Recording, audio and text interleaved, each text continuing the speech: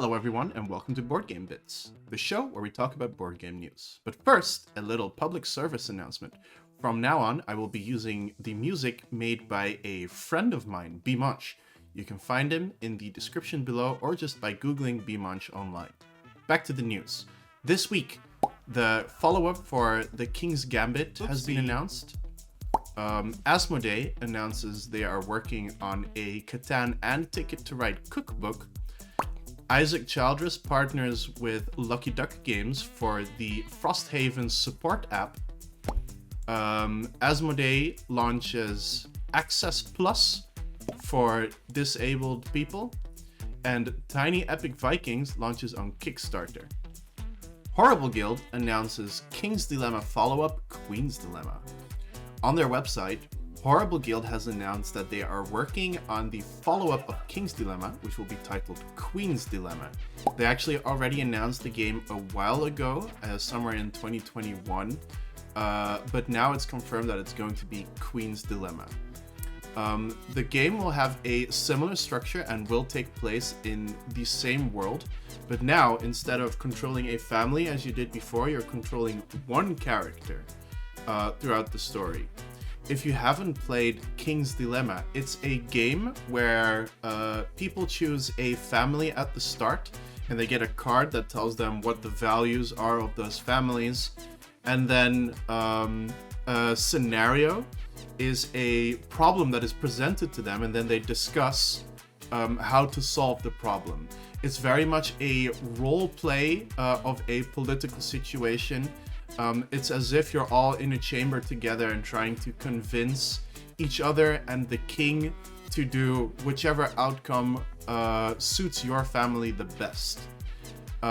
We don't know exactly how different Queen's Dilemma is going to be, apart from that it will be using a similar structure, but as mentioned before, you will be controlling a single character instead of a family, so of course that will be a bit of a difference.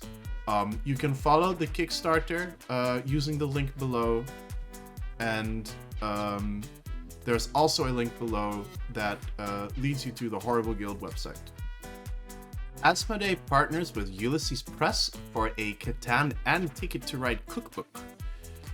On the Ulysses Press website, Asmodee and Ulysses Press announced that they are partnering to create a Catan and a Ticket to Ride cookbook. These two books will be separate, they'll both be hardcovers. According to the announcement, the books will be released in the spring and summer of 2023. Catan will be first in the spring, and then in the summer we'll get Ticket to Ride. And each will have original recipes, full color photographs, and beautiful interior layouts. I don't know if you guys are familiar with Ticket to Ride or Catan, but I'm gonna guess that you probably are. These are very well-known games. Ticket to Ride is the game where you lay trains to claim tracks to be yours as we're building tracks in different regions, countries, or continents. In fact, we've covered Ticket to Ride before as we were talking about a new version which was, I believe, Ticket to Ride Paris, if I recall correctly. Nope, it was not Paris. That one already existed. Well, a different one. So I can imagine how a Ticket to Ride cookbook would work. You take Ticket to Ride, let's say Paris, and then you take recipes that originated in Paris or are popular there and revolve the cookbook around that. So really it's just a cookbook, in this case Paris in this example, but you theme it around the Ticket to Ride game. Catan, on the other hand, I have no idea what they're going to do with it. They could make recipes revolving around mutton, sheep, because that is one of the main resources of the game. If you've ever played Catan, you have wood, sheep, clay, ore, and wheat. That's 5. This is 5. So you'd have bread recipes, you'd have sheep recipes. What else would you do? I have no idea.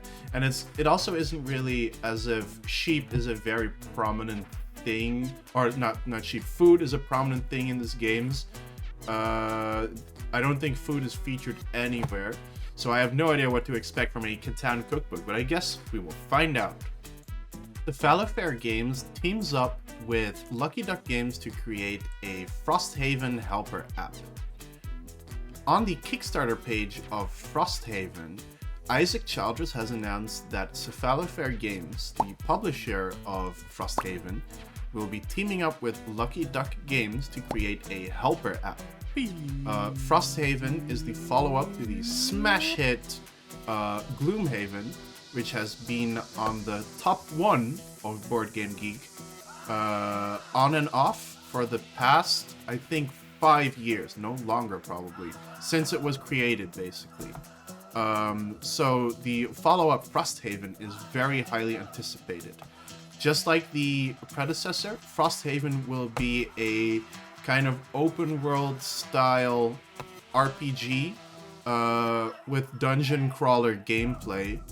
It's basically a board game driven role-playing game in which the story is sacrificed a little bit to create a much better combat and gameplay experience.